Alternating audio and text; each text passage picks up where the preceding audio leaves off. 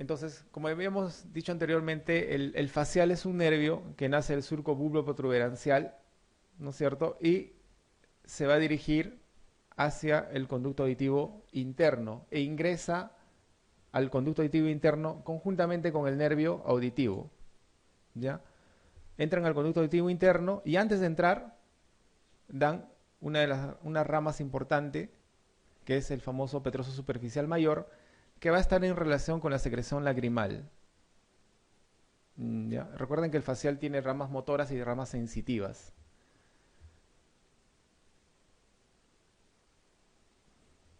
Acá hay un error de tipeo. Es el nervio cuerda del tímpano. ¿No es cierto? Recuerden que la cuerda del tímpano se generaba en la parte posterior de la caja timpánica, cruzaba la membrana timpánica en la parte superior, por eso es que había que tener cuidado cuando quisiéramos hacer una perforación o un drenaje timpánico, teníamos que hacerlo en la parte anterior, posterior, pero inferior, ¿no es cierto? Porque por arriba está pasando este nervio, cuerda del tímpano, ¿no? Que discurre la cara posterior, discurre la cara externa y se va hacia la cara anterior para luego introducirse conjuntamente, bueno, seguir el trayecto del conducto, la trompa de Eustaquio, ¿no es cierto? Para llegar a la orofaringe y por medio de ramos sensitivos, ¿no? Dar primero sensibilidad, en realidad es al tercio anterior de la lengua, ¿no? Porque los dos tercios están dados por el nervio lingual, que es rama del tercer par craneal. Y en su trayecto también va a dar ramas parasimpáticas para las glándulas salivales submaxilar y sublingual. Entonces, no es el petroso superficial mayor el que da inervación a las glándulas submaxilares y sublinguales, sino es la cuerda del tímpano, ¿no es cierto? En su trayecto es una rama motora, ¿no? Parte de la rama motora, porque la cuerda del tímpano prácticamente es sensitiva, ¿no? Para dar la sensibilidad gustativa al tercio anterior de la lengua y los dos tercios restantes están dados por el nervio lingual, que es rama del trigémino.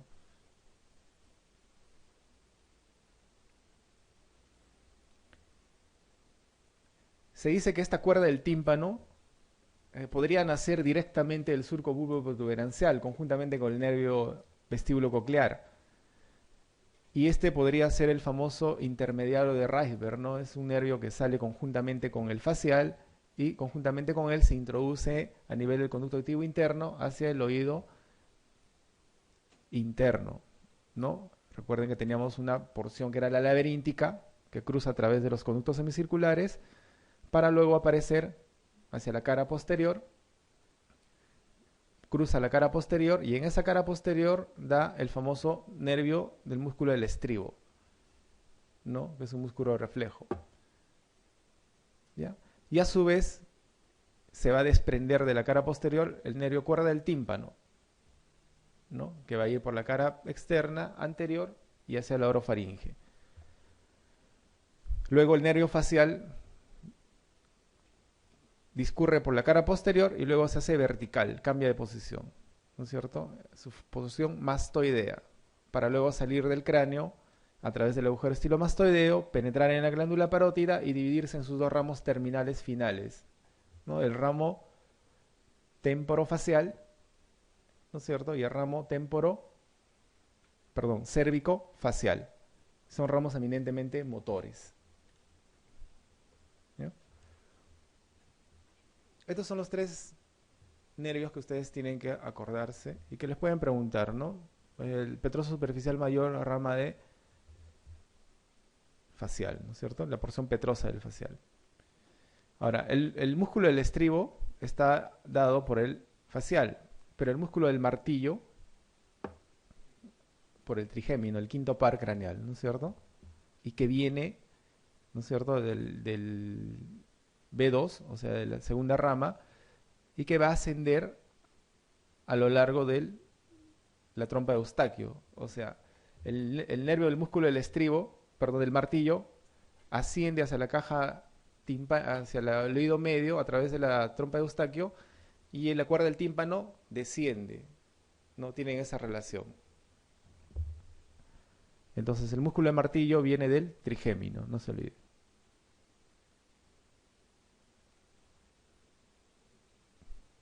Para que se acuerden, no sé si yo cuando estaba preparándome para el residentado, en el CTO creo que es la tercera o la cuarta edición, había unos memotécnicos, pues. Y recuerdo que en esta parte decía, no, el martillo se agarra con las 5 manos, con los 5 dedos, perdón. Entonces es un memotécnico para que se acuerden de que el martillo, el músculo del martillo está inervado por el quinto par craneal, el trigémino, ¿no?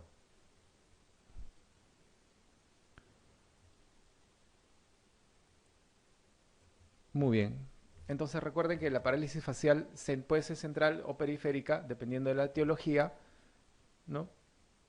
La diferencia está en la afectación de la musculatura frontal.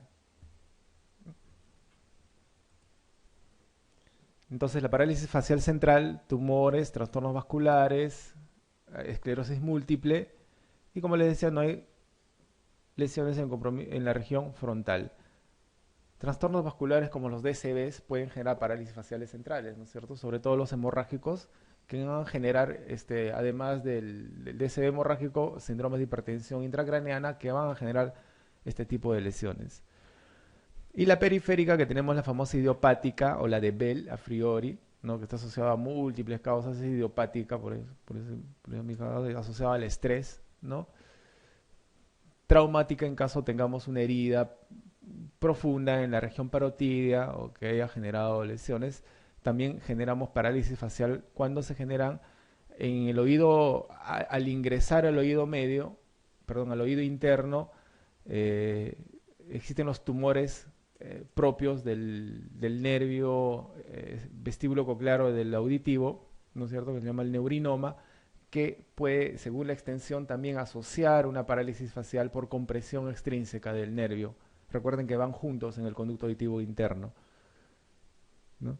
Tumoraciones, por ejemplo, el neurinoma del acústico, el síndrome de Ramsay-Hunt, es una afectación viral.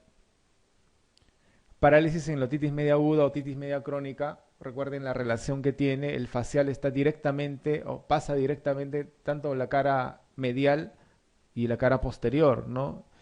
Entonces una otitis eh, complicada, supurada, puede generar irritación, compromiso del facial y generar una parálisis facial periférica. Lo mismo que una parotiditis, ¿no?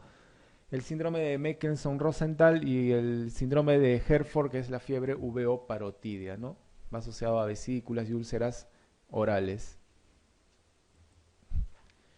La más frecuente, por suerte, es la parálisis facial idiopática, a Frigori o de Bell, ¿no? 40% del total.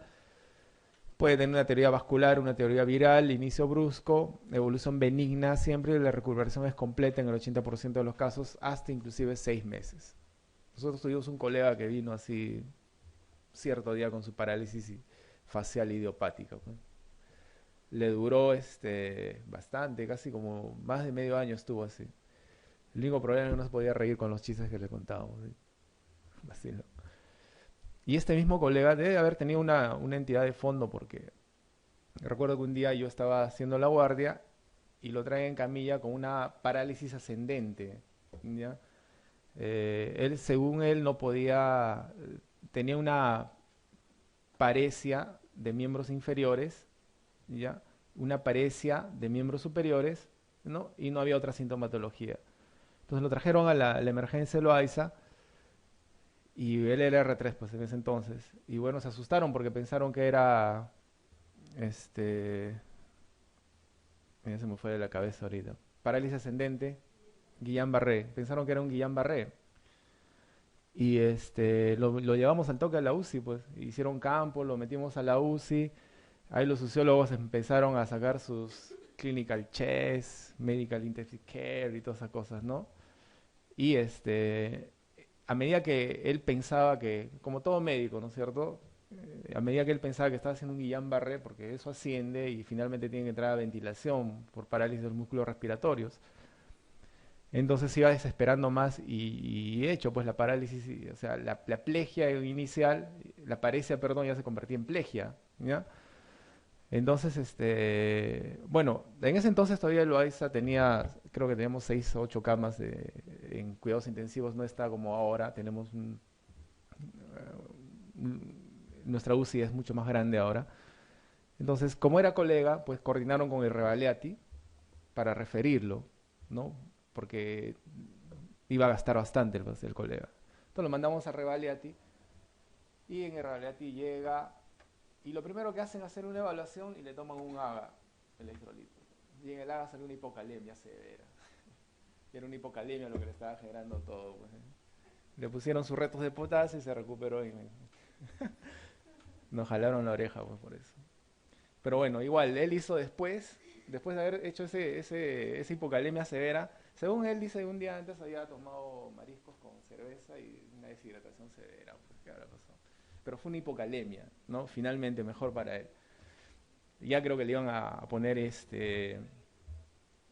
no, estábamos pensando ya comprarle interferón, estamos haciendo ya chanchita para comprar esos tipos de medicaciones, pues, pero bueno, ya menos mal. Entonces, él luego, o sea, 2 años después hizo una parálisis facial también. Entonces debe tener alguna tendencia por ahí a hacer esas cosas. Bien estresado también. Creo que se casó, por eso fue. ¿Ya? Entonces, recuerde que el tratamiento es empírico, controvertido. Generalmente la evolución es benigna. Es como si está sucediendo un cuadro viral, esperamos a que pase la fase viral y esto pues se dé espontáneamente, ¿no? Entonces, muchos utilizamos corticoides, que es lo primero que se nos viene a la cabeza. Para todo es el corticoide, ¿no? Es la panacea.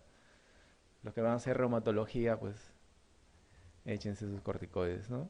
Vasodilatadores, en caso tengamos alguna asociación con un problema vascular, y generalmente son pacientes que tienen cefaleas tipo migraña como antecedentes. Y podemos dar a ciclovir en caso tengamos la referencia que pueda estar asociada pues, a alguna etiología viral, ¿no? El tratamiento quirúrgico para pacientes con 90% de degeneración, cirugías descompresivas, por ejemplo, cuando tenemos tumoraciones a nivel de la parótida que puede generar compresión extrínseca y eso genera la parálisis, o como hemos dicho, a nivel del encéfalo, ¿no? A la entrada del oído medio, ¿no es cierto? Una neurinitis vestibular, perdón, un neurinoma del vestibular, un tumor del nervio acústico puede generar también la compresión y una parálisis facial periférica, ¿no? Raras veces, ¿no? Cuando se trata de una parálisis a frigoria Bell, la evolución es benigna y es espontánea. Y lo primero que tenemos que decir al paciente es eso, ¿no? Que se calme, si es que no tiene ningún antecedente, esperar la evolución. Que esto no cede en semanas, ¿no? Puede pasar hasta 6 meses inclusive. Entonces eso hay que explicarle de tal manera que el paciente no se desespera y bueno, y espera tranquilito sus actividades, ¿no? Es bien limitante, ¿eh? Bien limitante. Mi colega cuando le dio ni venía al hospital, pues no le gustaba que le vean con su sonrisa de Joker. Bueno, la enfermedad de Meniere se caracteriza por todo lo siguiente excepto. Recuerden que Meniere tiene una triada, ¿no es cierto? Tinnitus, ¿no es cierto? Vértigo y hipoacusia.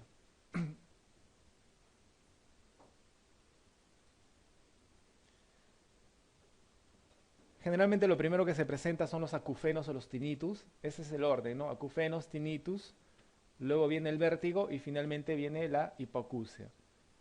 Y también es controvertido en cuanto a la etiología, pero se dice que existe un hidrops endolinfático, ¿no es cierto? Existe un aumento del líquido endolinfático a nivel de los conductos semicirculares, el utrículo y el sáculo, que genera esta alteración con el consiguiente desplazamiento de los otolitos que son los que nos dan el equilibrio.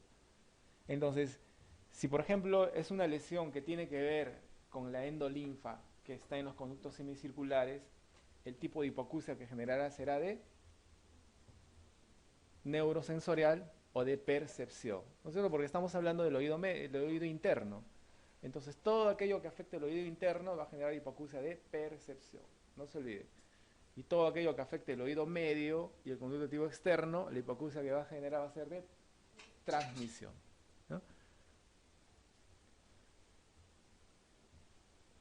Entonces, la enfermedad de Meniere se caracteriza por producir todo lo siguiente, excepto, dice. Crisis de vértigo rotatorio. Existe vértigo, ¿ya? El, el- el vértigo es una característica que forma parte del diagnóstico de un síndrome de Meniere, ¿ya? La hipoacusia neurosensorial con reclutamiento mayor con sonidos graves, sí, ¿no? Hemos dicho. La hipoacusia es neurosensorial, eso es lo más importante. Neurosensorial o de percepción, ¿no? Generalmente la afectación en el síndrome de Meniere es unilateral. Más del 80% es unilateral. Pero, obviamente, menos del 20, entre el 0 al 20%, la afectación puede ser bilateral inclusive. Pero con predominancia a ser unilateral, ¿no? Fluctuación en la audición. Generalmente la hipoacusia neurosensorial, ¿no? Puede generar lesiones a nivel de sonidos graves, pero también puede ser a sonidos agudos. Entonces sí puede haber una progresión en la audición, es una fluctuación en cuanto a la hipoacusia que va a generar ese paciente. El estado permanente de inestabilidad entre las crisis. No existe crisis en el Meniere, ¿no? Es una patología que evoluciona lenta y progresivamente, que dura mucho tiempo en recuperar al paciente. Y el diagnóstico diferencial más importante es el de la laberintitis, ¿no es cierto? Pero hay una cosa que hay en la laberintitis que no hay en el Meniere. Perdón, hay en el Meniere que no hay en la laberintitis y es la hipoacusia. Hipoacusia y vértigo, hasta ahí ya pueden tener un Meniere ya clarito. Entonces usted le dice, señor, usted tiene un síndrome de Meniere. El paciente los va a mirar, doctor, sálveme, les va a decir, ¿no? Entonces el tratamiento es simplemente sintomático, ya antivertiginosos, vasodilatadores cerebrales, ¿no?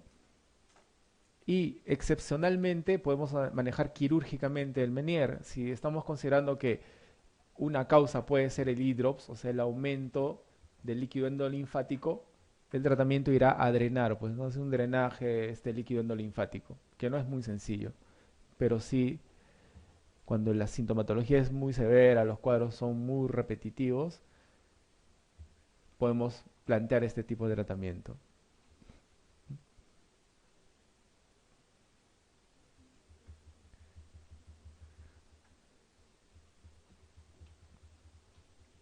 Muy bien, entonces acá la respuesta es estado permanente de inestabilidad entre las crisis, ¿no? No hay inestabilidad en las crisis.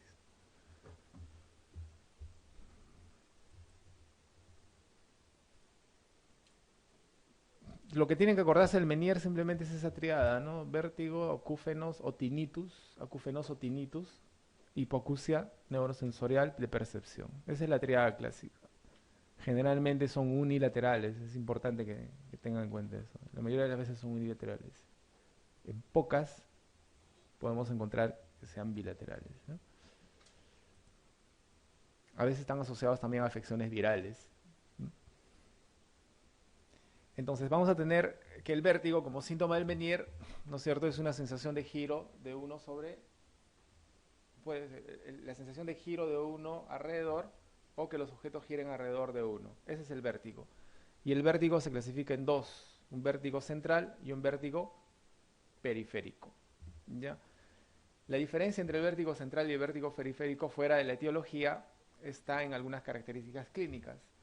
El vértigo central generalmente el vértigo es más pausado, es más calmado, de evolución lenta y de aparición lenta y progresiva también. Entonces, por ahí que nosotros vemos, por ejemplo, los pacientes que tienen lesiones o lesiones de fosa posterior que afecta el cerebelo, entonces son pacientes que vemos que su marcha se va alterando progresivamente, ¿no? No es una alteración, no es un desequilibrio inmediato o brusco que presenta.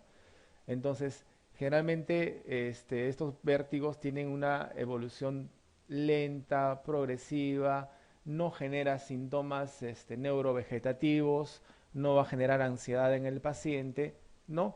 Entonces ustedes ven a los pacientes que tienen lesiones de fosa posterior, en los cuales sí vemos alteraciones en la marcha o alteraciones en la escritura, ¿no es cierto? Eso es progresivo. A diferencia del vértigo periférico, en el que la aparición del vértigo periférico sí es brusca, ¿no? Y es más, el vértigo tiene mayor intensidad que en el de origen central,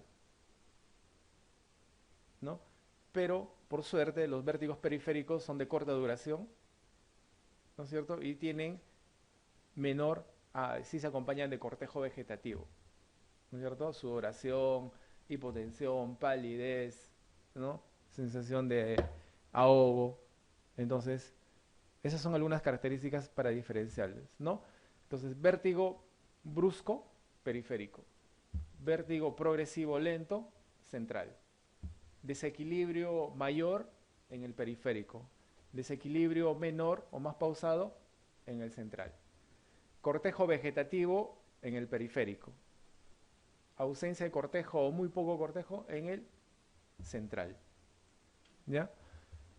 Entonces, el vértigo es una sensación ilusoria de desplazamiento, ya sea del individuo con respecto al medio o del medio con respecto al individuo, ¿no? Sensación de giro, oscilación, hundimiento. ¿Cuántos de nosotros no hemos tenido vértigo? Y el más común es el famoso vértigo posicional paroxístico, ¿no es cierto? Estamos sentados y de un momento a otro nos paramos, ¿no? Y tenemos una sensación de vaído, ¿no? De giro. Ese es un vértigo posicional benigno, periférico, que es brusco, que desaparece también rápido y que puede generar en la persona cortejo vegetativo. ¿Qué pasa? ¿No? Uno se para y se gira todo, uno se asusta y empieza el cortejo vegetativo. Pasa rápidamente, ¿no? Nosotros hemos tenido, yo sí he tenido mis vértigos. Los movimientos también generan ese tipo de vértigos. Hay algunas personas que tienen la manía, como la doctora, de generar, ¿no es cierto?, la rotación de la cabeza. Entonces, cuando hacemos rotaciones bruscas, ¿no es cierto?, la oscilación de los otolitos pueden generar un vértigo en esa zona, ¿no? Pero es pasajero, ¿cierto? También la rotación de la cabeza. Se acompaña de desequilibrio, cortejo vegetativo, cuando estamos hablando del periférico, nistagmu, que puede estar tanto en el central como el periférico, más en el periférico, que va a caracterizarse por un movimiento rápido e involuntario de los ojos, ¿no? Tanto horizontales como verticales. Los verticales están asociados más a lesiones centrales. Entonces recuerden que hay una premisa de que no existe vértigo sin desequilibrio y sin nistagmus, ¿no? Pero puede existir un desequilibrio y nistagmus sin vértigo. ¿Ya? Entonces el vértigo siempre va a ir asociado a desequilibrio y a nistagmus. Pero aisladamente podemos tener nistagmus, por ejemplo, pacientes con lesiones de fosa posterior o traumas cráneoencefálicos que van a tener nistagmus, o pacientes que pueden tener trastorno del equilibrio por diferente etiología sin ser un vértigo. ¿Ya? Entonces, de las causas periféricas de vértigo, tenemos que el vértigo paroxístico posicional benigno es el más común y el más frecuente. Es precisamente ese. Estamos sentados parados y tenemos una sensación de giro. La enfermedad de Meniere, conjuntamente con sus dos eventos más, ¿no? Hipoacusia, ¿no? Y tinnitus o acufenos. El neurinoma del acústico, que corresponde a un schwannoma, que es una lesión tumoral, ¿no es cierto?, que va a afectar tanto a la rama vestibular como coclear, ¿no es cierto?, del nervio acústico. Los neurinomas, el neurinoma del acústico es específico de la rama vestibular, ¿ya?, que puede también afectar, habíamos dicho, al nervio facial, ¿no es cierto?, generando parálisis facial asociada. Traumatismos craneales, por ejemplo, que pueden generar fracturas de base de cráneo, ¿no?, en los que se ve comprometido la caja media, en las fracturas sobre todo longitudinales, ¿no?, que son las más temidas, en las que sí puede asociarse los vértigos. La artrosis cervical es lo que les decía, ¿no es cierto? Y algunos fármacos, como el que más usamos nosotros, ¿se acuerdan? El tramal, ¿no es cierto? El tramadol o la trometamida, de tramadol. ¿Alguna vez han tomado un tramal? ¿No? A mí me pusieron intramuscular. Me levantaron hoy en mi casa. Y los vértigos de causas centrales, la insuficiencia vertebrovascular, ¿no?, alguna compresión extrínseca de origen vascular, accidentes vasculares de origen vertebrovascular misma, y algunas patologías asociadas como la esclerosis múltiple, los famosos tumores de fosa posterior, traumatismos craneales, ¿no?, y algunos fármacos, ¿no? ¿Cómo exploramos el vértigo? ¿O cómo exploramos los trastornos vertiginosos? Haciendo los famosos trastornos de la marcha, ¿no es cierto? Tenemos el romber, ¿no? La marcha simulada o la prueba de índice, nariz, índice, nariz, índice, nariz, ¿cierto? Es simple determinar la evaluación de un vértigo, de una patología vertiginosa, ¿no? En este caso. Tanto el vértigo periférico como el vértigo central, ¿no es cierto?, va a tener el romber positivo. Pero como habíamos dicho que el periférico va a ser mucho más acentuado, ¿no es cierto? Entonces si nosotros al paciente lo hacemos parar en bipedestación, con las manos cerradas, con los ojos abiertos y le decimos que cierre de manera brusca, pues el desequilibrio, ya sea adelante, atrás o lateralmente o de forma giratoria, va a ser más brusco en las periféricas, ¿no? Y en las centrales va a ser un poco más controlado, ¿ya? La marcha, en cambio, ¿no es cierto? Cuando decimos al paciente que, por ejemplo, marcha en línea recta o que genere la marcha simulada es en el mismo lugar, ¿no? Va a ser más, el trastorno va a estar más acentuado en un central que en un periférico, ¿no?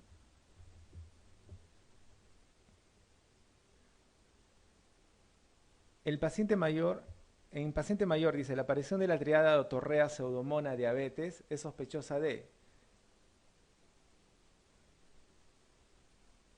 otitis externa maligna, ¿no? En realidad no solamente es en pacientes diabéticos, ¿no? Podemos tener este tipo de casos también en pacientes ancianos, ¿no? O en pacientes inmunosuprimidos, ahora que tenemos este, la asociación de inmunosupresión por diferentes causas, ¿no? Ya sea inmunosupresores, pacientes oncológicos, pacientes con VIH y acá pues lo más frecuente, ¿no? Pacientes con TDC.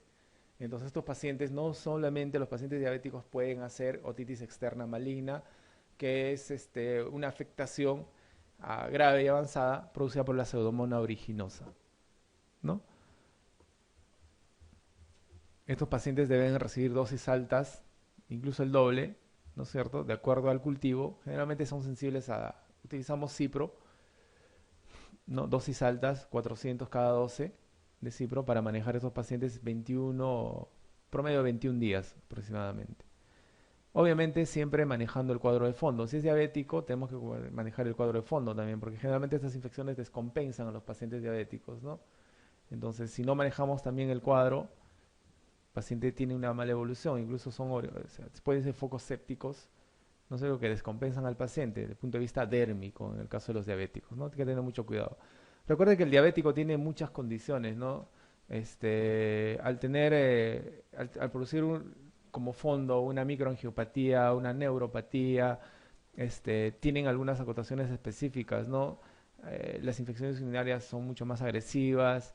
Ellos hacen un tipo de colecistitis, por ejemplo, la famosa enfisematosa, en los que en 24 horas nada más pueden perforarse y en 48 horas generar una sepsis que los puede matar a los pacientes. Entonces tienen algunas connotaciones importantes, sobre todo los pacientes diabéticos, hay que tener en cuenta, ¿no? La otitis media necrótica aguda, ¿no?, que es una afección media que va a asociarse, la causa más frecuente de una otitis media es el neumococo, ¿no? Y si a este neumococo se asocia una infección viral, como por ejemplo el sarampión, ¿no es cierto?, nos va a generar una otitis media crónica aguda, cuya complicación final va a ser la meningitis, ¿no? Y estos pacientes generalmente mueren. No se ve ahora porque el sarampión está controlado, no está erradicado, está controlado, ¿no es cierto? El granuloma eosinofilio, que forma parte de la enfermedad de histiocytosis X, y el pólipo del oído medio, que son lesiones benignas que no tienen ninguna connotación en relación a las neoplasias, ¿no? Algunos pólipos sí tienen relación con las neoplasias, pero en este caso son protrusiones de la superficie mucosa que tiene la caja del oído medio. ¿Mm? Entonces, este paciente va a estar desarrollando una otitis externa maligna, ¿no?